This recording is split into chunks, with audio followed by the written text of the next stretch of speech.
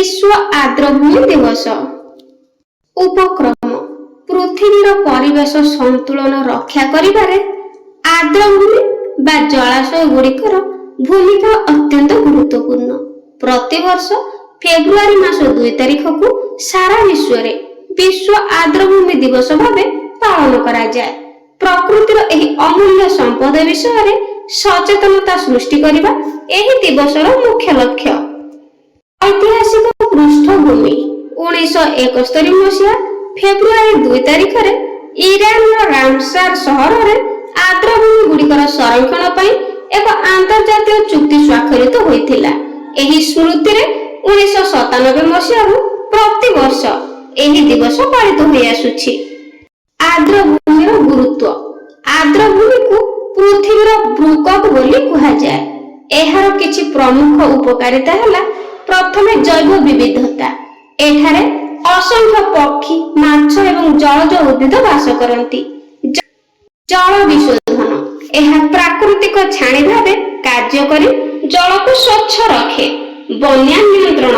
वर्षा जल को धरी रखी बन्यार प्रकोप कमाइबारे एहा साहाय्य करे। जलवायु परिवर्तन। अंगारकाम्ल गैस को शोषी एहा पृथ्वीर तापमात्रा नियंत्रण करे। ओडिशा रे आर्द्रभूमि। ओडिशा रे अनेक गुरुत्वपूर्ण आर्द्रभूमि रहिछि, जहा मध्यरे चिलिका ह्रद एवं भितरकनिका विश्व प्रसिद्ध। एही स्थान गुड़िक हजार हजार विदेशी पक्षींकर आश्रय स्थली एवं पर्यटनर मुख्य केंद्र। सुरक्षा एवं संरक्षण। वर्तमान सहर रे बढ़ुथिबा शहरीकरण एवं प्रदूषण जोगु आर्द्रभूमि गुड़िक संकट रे अछंती। जलाशय को पोती देबा बा सेथिरे आवर्जना पकाइबा द्वारा प्रकृतिर संतुलन बिगड़ी जाउछि। तेणु एहार संरक्षण पानी आमको निम्न पदक्षेप नेबाको हेबो। 1 रे जलाशय गुड़िक प्रदूषण मुक्त करिबा। 2 रे बेआईन माछ धरा और शिकार बंद करिबा। 3 रे आर्द्रभूमि आखपाखरे व्यापक वृक्षरोपण करिबा। उपसंहार वा शेष कथा।